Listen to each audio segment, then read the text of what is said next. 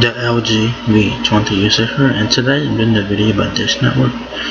So this is in part with the T-Mobile Sprint merger, which got approved on Friday. So I'm finally running the home and it says that Dish must cover 70% of the country with 5G by June 2023 or pay $2.2 billion. So y'all guys know that Dish is not gonna be the fourth carrier now. So that's pretty interesting there. So we'll see how that plays out. So they have to have 70% of the United States covered in 5G by 2023 or pay a $2.2 billion fine. So let's check this out.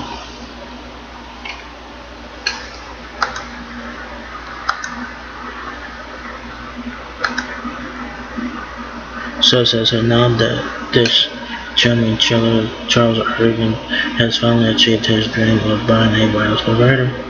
Let's take a look at the transaction with T-Mobile and Sprint that it just announced yesterday. First of all, we know that the deal was made so that the U.S. Department of Justice would give its blessing to the $26.5 billion merger between the nation's third and fourth largest carriers, T-Mobile and Sprint, that is. So they have approved that deal on Friday. So the merger is going to happen. So that's pretty cool. Says the DOJ's rule in any type of M&A deal is to make sure that the competitive landscape is disturbed by a proposed transaction in the Pacific case.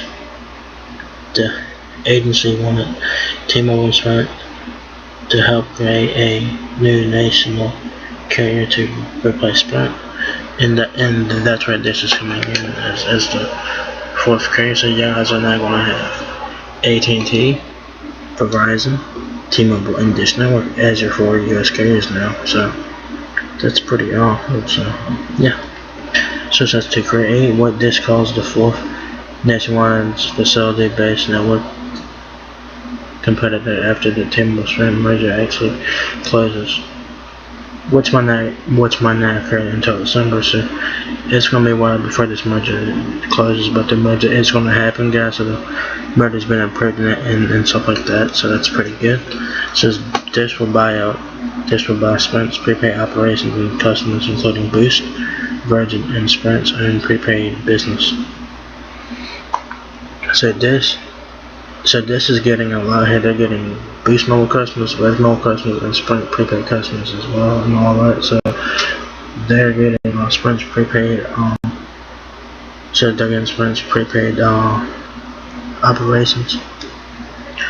3 years after the acquisition of the prepaid business is closed, Dish will buy 14 MHz of the Sprint's 800 MHz spectrum. As previously reported, it also will sign a 7-year MVNO deal with T-Mobile that will allow Dish to sell cellular service to consumers under its own name while building out its own 5G network. Eventually, so it's going to take time for Dish to build out its own network. Fortunately, that does take time.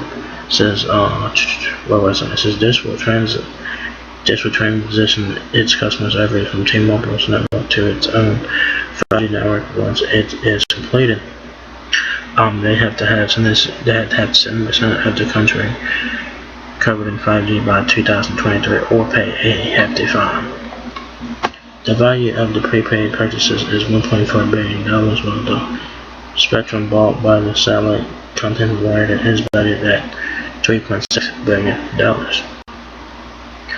So you gotta see right there, says Dish must have its 5G network covering 70% of the country by June 14th, 2023. So they have to do it by a specific date.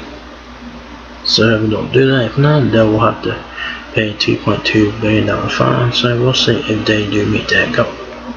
But it's gonna take a while there, so you do have to be patient with that.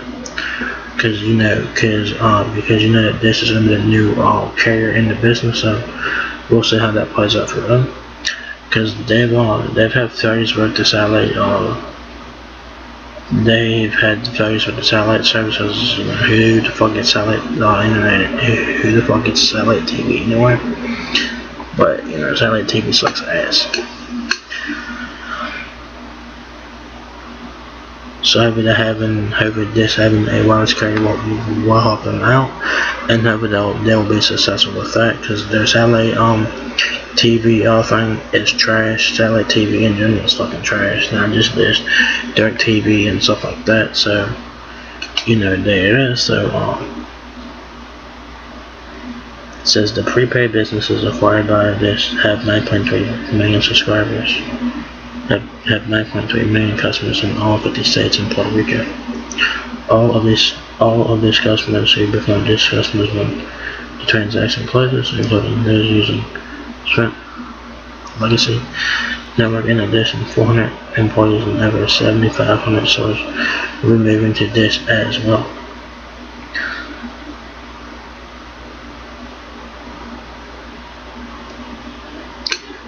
Here's a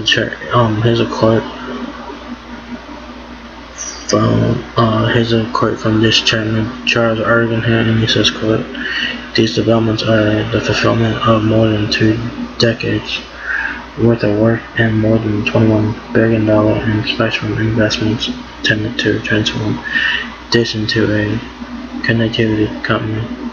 Taken together, these opportunities will set the stage for our entry as the nation's fourth facility-based wireless competitor and accelerate our work to launch the country's first standalone 5G broadband network. The FCC and the DOJ are to be credited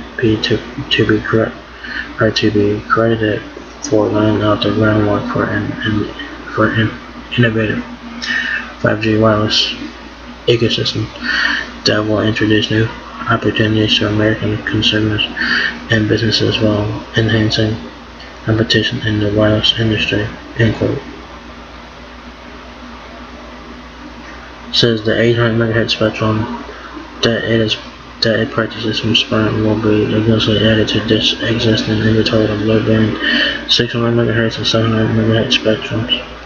The company was the second biggest winner in the 2017 FCC auction of 600 MHz airwaves, spending $6.2 billion compared to the $8 billion that T-Mobile shelled out. So T-Mobile won that auction back in 2017, so they got the 600 MHz spectrum on T-Mobile. So this was the second biggest winner in that. Low-band spectrum travels further and penetrates buildings better than higher frequency spectrum. The company says that its 600 MHz and 700 MHz airwaves dovetails perfectly with the mid-range band AWS-4 and AWS-8 block mid-band spectrum it owns. While these mid-band airwaves might not travel as far as the low-band variety, they do offer higher data capacity. This will negotiate a deal to lease some of its 600 MHz spectrum to T-Mobile, while it will get the first dibs at certain towers, networking equipment, and retail assets being closed due to the merger.